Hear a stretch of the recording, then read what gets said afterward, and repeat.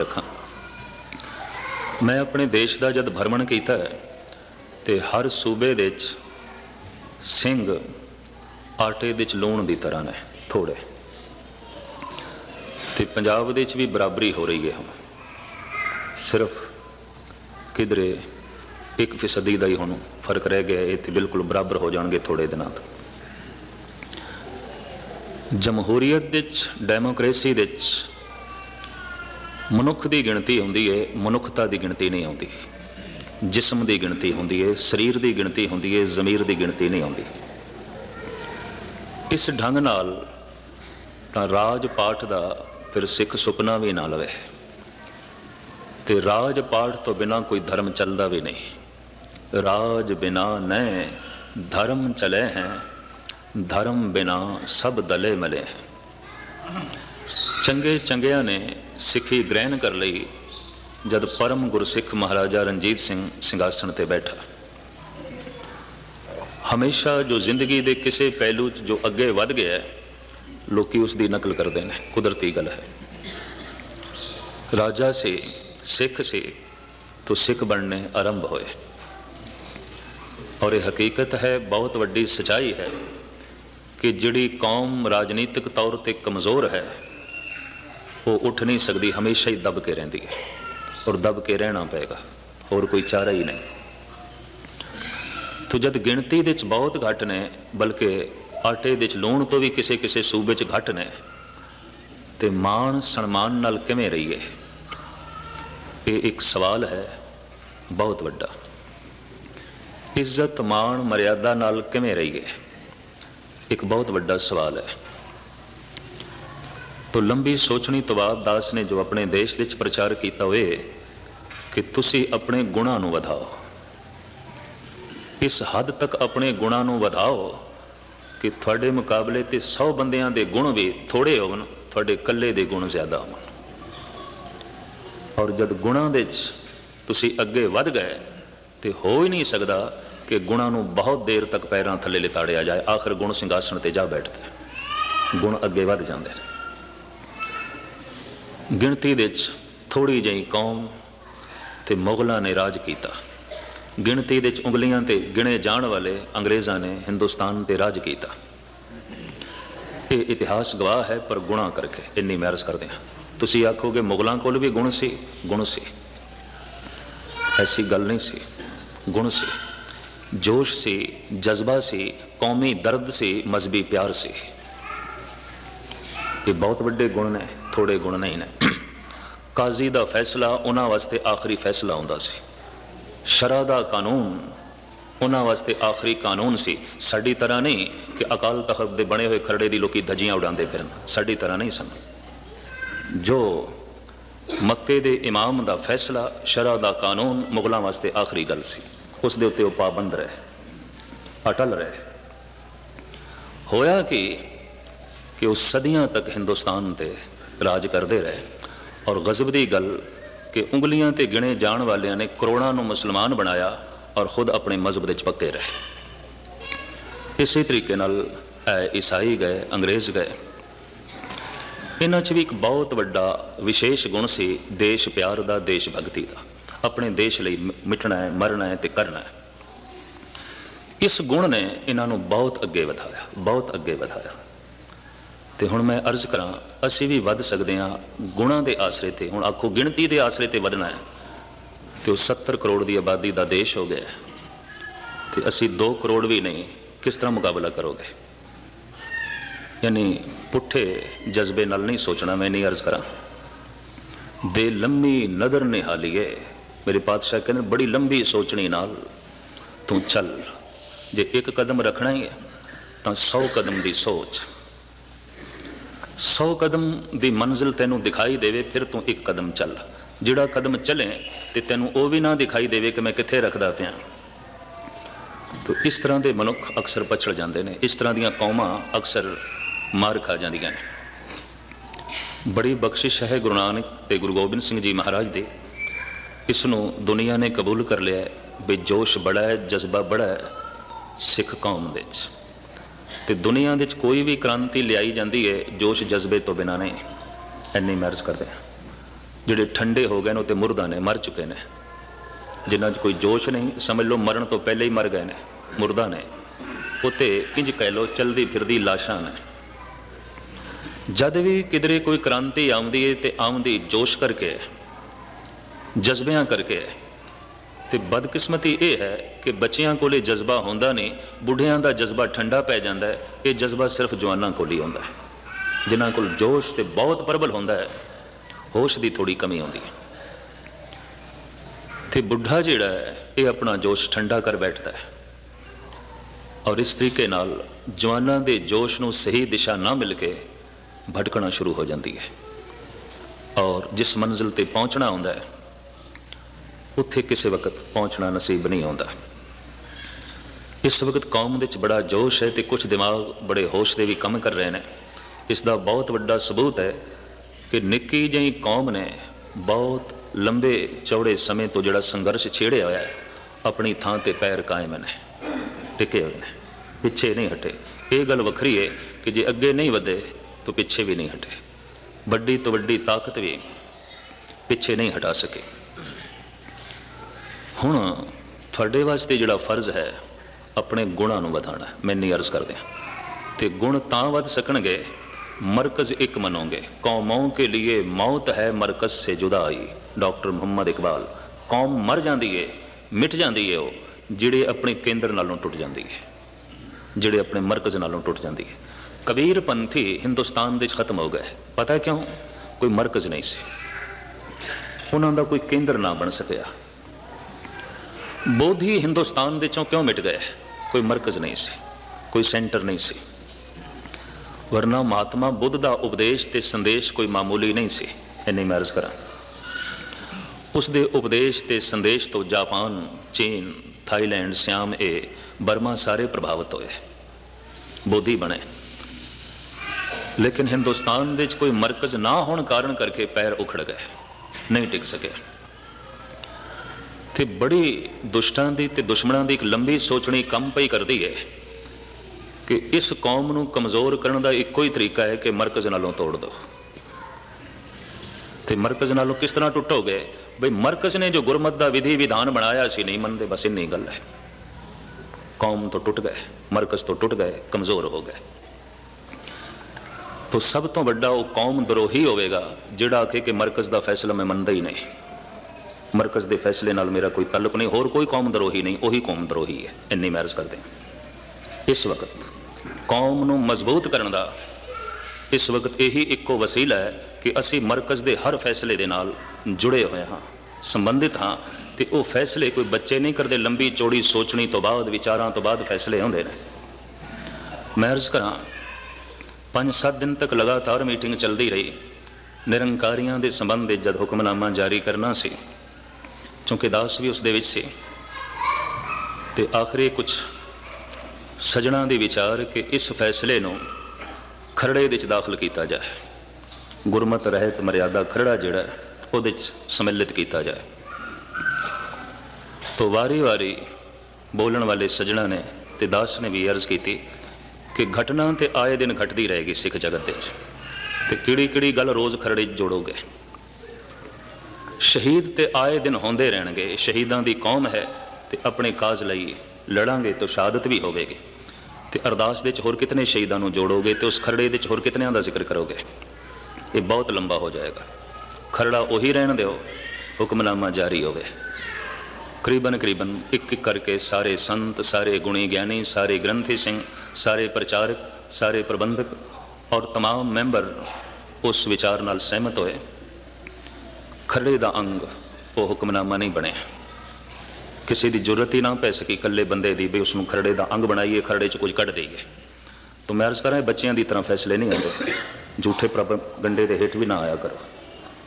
कौमों के लिए मौत है मरकज़ से जुदाई। किसी कौम नूं कमज़ोर करना है, मरकज़ नालों तोड़ दो, केंद्र नालों तोड़ दो, सेंटर नालों तोड़ दो। तो जिस कौम का कोई सेंटर नहीं, वो कौम कोई कौम भी नहीं। इन्नी मैं अर्ज करते हैं, साडा सेंटर है, साडा मरकज़ है। तो थोड़ा मरकज़ मजबूत है तो तुसी मजबूत हो, जे मरकज़ कमज़ोर हो गया तो तुसी कुछ भी नहीं। फिर ये भी मैं अर्ज करा, कौन लड़ेगा, कौन आवाज़ उठाएगा? मरकज़ की आवाज़ कौम की आवाज़ आती है, तो जो मरकज़ ही नहीं रहा, सेंटर ही नहीं रहा, तो कुछ भी नहीं। फिर इन्नी मैं अर्ज़ करते हैं तो मरकज़ कोई मेरी निजी जायदाद नहीं, तो थोड़ी निजी जायदाद नहीं। कौम की गल, संगत की चीज़, गुरु की चीज़। इस वास्ते उसके हक च अगर कोई गल करे तो यह ना समझ लेना उसकी कोई जाती गल है। अकाल तख्त उसका कोई जाती है, तो दरबार साहब उसकी कोई जाती जायदाद है? किसी की जाती जायदाद नहीं, वो कौम की मलकीयत है। तो उत्थों की अगर कोई गल करता है तो समुची कौम की गल है। तो हर सिख का जो जोश भी रखता है तो होश भी रखता है, उस गल नाल सहमत होना उसका फर्ज है। तो उसकी मुखालफत करना, उस तो उल्ट चलना, ये कौम को कमज़ोर करना है, तो मरकज़ को कमज़ोर करना है। साडे मरकज़ दे इस वक्त बहुत बड़ा संघर्ष चल रहा है, और इंज समझ लो कि मुगलों की टक्कर तो बाद इस ढंग का संघर्ष ये पहली दफ़ा चले है, और इतने लंबे समय तक इतने जोशो खरोश के नाल, और हालत भी इतनी पेचीदा हो गई कि मनुख निर्णय के नाल कुछ नहीं कह सकता, पक्का पुख्ते नाल मन नाल कुछ भी नहीं कह सकता। अरदास ही है गुरु ग्रंथ साहब जी महाराज के चरणों च कि गैबी शक्तियाँ ताकत बख्शन, सहयोग देन, ताकि समूह गुरु पंथ अपने मकसद दे उन्नत होवे ते पहुँच सके अपने निशाने तक। मैं अर्ज कर रहा सी, ये पशुपना है कि कोई वड्डी कौम छोटी कौम नूं दबा के रखे, ये पशु बिरती है। कोई वड्डा देश छोटे देश नूं दबा के रखे, कोई वड्डा मनुख छोटे मनुख नूं दबा के रखे, ये पशु बिरती है। और कुछ देशों में ये पशु बिरती शिखर ते है, चोटी ते पहुंची हुई है कि कमज़ोर नूं दबा के ही रखना है। तो मैं ये नहीं कह रहा कि असी जोश ते जज्बे करके कमज़ोर हाँ, गिनती करके कमज़ोर हाँ। 70 करोड़ के सामने 2 करोड़ की गिनती की है? कुछ भी नहीं है। इलैक्शन की साड़ी की वुकत रह जाती? कुछ भी नहीं। बिहार, बंगाल, यूपी, राजस्थान, महाराष्ट्र, तमिलनाडु, आंध्र प्रदेश इलैक्शन होंदे ने, किसी शहर के किसी महल्ले एक वोट सिंह का, बाकी सारे दूजियां दे। एक वोट की की वैल्यू आती है? गिनती साड़ी कुछ भी नहीं। लेकिन मैं इन्नी अर्ज करा, अगर गुणा की गिनती साड़ी वध गई तो दिन दूर नहीं कि गुण ही सिंघासन पर बैठणगे। गिनती साड़ी वधे 70 करोड़ के मुकाबले तो असी वधिए, बड़ी लंबी गल है, ये तो बहुत लंबी गल है। ठंडे दिल नाल सोचण वाली गल यह है कि जिंदगी के हर पहलू दे असी तां ही छा सकते हैं जे गुण होवन। देश की गल मैं इस वक्त ना करा, क्योंकि मैं बैठा विदेश ही थोड़े नाल बोल रहा, तो थोड़े विच गुण तो मैं इत्थे ये देखदा कि तुसी गुरुद्वारियां नूं गुरुद्वारियां नाल टकरा के रखे, तो बंदियां नूं बंदियां नाल टकरा के रखे। गुण ये है, इत्थे गुण ये है। किस तरह किसी दुश्मन नाल टकराओगे? तुसी मिल के बैठ नहीं सकते, मिल के विचार नहीं कर सकते, मिल के गुरपुरब नहीं मना सकते, मिल के जलूस नहीं कर सकते, तो मिल के दुश्मन नाल किस तरह लड़ोगे? मैं ये तो नहीं कहता कि समूह संगत इस तरह होगी, पर खिमा करनी शरबत का एक भरिया होया बहुत बड़ा कुंभ होवे, थोड़ी जियां भी संख्या पा दईए तो सारा ही जहर बन जाता है, वो पीण के लायक नहीं रहिंदा। अगर गलत मनुख एक भी अगे होवे तो बहुतियां नूं खूह दे च गिरा देंदा है। इकबाल का कहना है, कारवां के लुट जाने का गम नहीं, सवाल तो था तेरी रहबरी का। असी लुट गए, असी बर्बाद हो गए, असी तबाह हो गए। ये कहता मैनू इस गल का गम ही नहीं है, मैनू गम इस गल का मैं तेरे पिछे चल के लुटिया, मैं तेरे नक्शे कदम ते चल के बर्बाद होया, तो तू मुखी किहड़ी गल दा, तू अगवाऊ किहड़ी गल दा कि तू गुरुद्वारियां नूं गुरुद्वारियां नाल टकरा के रख देवें, वितकरे पा के रख देवें, दीवारां खड़ियां करके रख देवें। तो इतनी गल भी मैं किसी जाती मुफाद नूं मुख रख के नहीं कह रहा, इतनी मैं अर्ज कर रही, ये जाती रंजिश नूं भी रख के नहीं। मेरा ना किसी नाल कोई रंजिश है तो ना कोई गूढ़ा दोस्ताना है, इन्नी अर्ज कर दें। कौमी दर्द नूं मुख रख के ये मैं अर्ज करा, गुण अपने वधाओ। तो सब तो वड्डा गुण ये है कि हर नाम के होवो जोड़ी गुरमुख बैसो सफा विचा, मिल के बैठो। ये दुश्मनों को भी पता है कि इन्हां दे कोई किसी धड़े का सिख है, कोई किसी धड़े का सिख है, गुरु के सिख घट ने। ये साडे दुश्मनों को पता है इस गल का। उन्होंने ये भी पता है कि निक्की निक्की मर्यादा ते भी लड़ते हैं, और इन्हों का अर्थों के उत्ते भी मतभेद है, अमृत के उत्ते भी मतभेद है। हालांकि अमृत असी गुरु कोल छकना है। इन्नी मैं अर्ज करा, बड़ी सोहनी पंक्ति है गुरु ग्रंथ साहब की, अमृत पीया सतगुरु दिया अवर ना जाना दुआ दिया। मैं नहीं दूजे तीजे नूं जानदा, मैं तो गुरु कोल अमृत छकिया, जिसने छकाया गुरु कोल छकिया, मैं नहीं जानदा दूजे तीजे नूं। लेकिन अमृत छक के भी दूजा तीजा बनया होया है भी नहीं, इसने साडे कोल अमृत नहीं छकिया, इसने फलाने कोल अमृत छकिया है। यकीन जानो छकण वाले ने नहीं छकिया अमृत, उन्होंने पता ही नहीं अमृत। अगर ये वितकरा उसका बनया है तो छकाण वाले का भी अगर ये वितकरा बनया तो उसने भी गुरमत मर्यादा को समझिया नहीं। ये पंक्ति ज़हन नशीन कर लेना सतगुरु दी, अमृत पीया सतगुरु दिया अवर न जाना दुआ दिया। मैं नहीं दूजे तीजे नूं जानदा, मैं गुरु कोल अमृत छकिया, मैं पीता है अमृत गुरु कोलों, मैं छकिया है अमृत गुरु कोलों। तो एक कौमी जज्बे के तहत इतनी मैं अर्ज करा, साडी गिणती वधे तो असी फिर उस गिणती के हिसाब नाल अपना राज पाठ कायम करिए, बड़ी दूर की गल है, बहुत दूर की गल है, बड़ी लंबी गल है। गुण वधाइए, अपने जोश नूं वधाइए, अपने होश नूं वधाइए, अपनी एकता नूं वधाइए, कौमी प्यार नूं वधाइए, नाम सिमरन नूं वधाइए, अपनी बंदगी नूं वधाइए ते खिमा करने। फिर इन्हां गुणां दे आसरे ते एक निक्के जिहा खिते ते टिकी शायद असी सारे मुल्क ते राज करिए। 4 करोड़ के करीब बणजारा सिख महाराष्ट्र दे मौजूद है, मध्य भारत दे मौजूद है, वो अपने आप को नानक पंथी कहते हैं। तो समुचे हिंदुस्तान दे साडे इतिहासक स्थान ने, गुरु तेग बहादुर साहब जी के इतिहासक स्थान आसाम दे, बांग्लादेश दे भी है ने।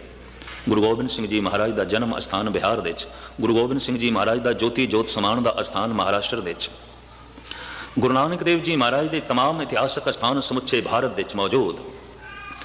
तो इन्हां इतिहासक अस्थानां दे आसरे ते असी सारी दुनिया ते छा सकते हैं, पर बदकिस्मती है कि मिल के बैठने का जज्बा नहीं आया सन। ये सीखना पेगा, और इस दी घाट महज इस वास्ते है कि नाम सिमरन दी घाट है। अगर बाबे दीप सिंह ने तलवार चुकी सी तो नाम दा रसिया सी, भजनीक सी, कौमी दर्द सी, कौमी प्यार सी। जिन्हें साडे शहीद होए ने तो जिन्हों ने समुची दुनिया को उस वक्त हिला के रखा, करीबन करीबन सारे ब्रह्म ज्ञानी ने, चाहे वह भाई मती दास ने तो भाई दयाला ने, तो चाहे भाई मनी सिंह ने या बाबा दीप सिंह ने या भाई तारू सिंह ने, तुसी गिणती तो करते जाओ। एक एक वो पुरुष है जो रंगी हुई आत्मा सी, तो उसका फिर जो क्रांतिकारी असर पिया, उस असर नूं असीं इन्हां 15-20 सालों बहुत गवाउण की कोशिश की। साडे च अनेकां धड़े पैदा हो गए, अनेकां पंथ पैदा हो गए। कल तक निरंकारी भी गुरु ग्रंथ साहब की कथा करता सी ते कीर्तन करता सी। सहजे सहजे लोगों ने संत जी कहना शुरू किया, फिर उन्हें देखा हुण संत ते मैं बन गया, मैं गुरु बन जावां, वो गुरु बन गया। तो जद सिखा ने गुरु तस्लीम कर लिया, साडे विचों कई भटके ने नहीं समझ आई गल, तो उन्होंने फिर उसनों रब भी बना लिया। तो जदों रब बनया तो गुरु नानक ने निंदा भी करन लग पिया। पहले गुरु नानक का सिख सी, फिर गुरु नानक की बराबरी करन लग पिया, फिर गुरु नानक का निंदक बन गया। हो बहु इस तरीके नाल इरादा स्वामी ने ये मिठी छुरी है, मिठी जहर ने, इन्नी मैरज करते। और इस तरीके नाल पढ़ते गुरबाणी ने, गुरबाणी का चुग्गा सिखा नूं पांदे ने, उपर मोर फिर राधा स्वामी दी ला छड्डदे ने। असीं ये भी कबूल कर लिया। तुसीं इन्हां दे इकट्ठ च देखो, बहुत सारे सिख ही बैठे होणगे, हैरानगी हो जाती है, अफसोस भी होंदा है। ऐसा क्यों होया? असी गुरुद्वारे ते बनाए पर गुरु की सूझ समझ जगत नूं मिल सके इस तरह का उपराला नहीं किया।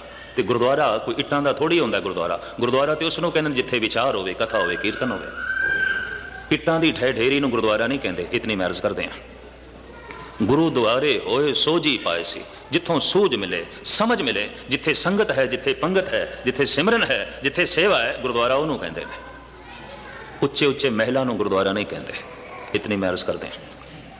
भली सुहावी छापरी जामे गुण गाए।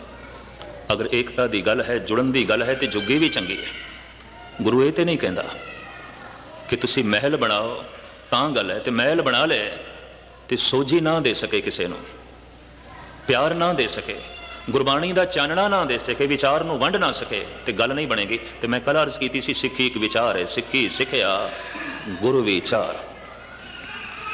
गुरबाणी की विचार के आउंदियां ही सिख सिख है, वरना कादा सिख?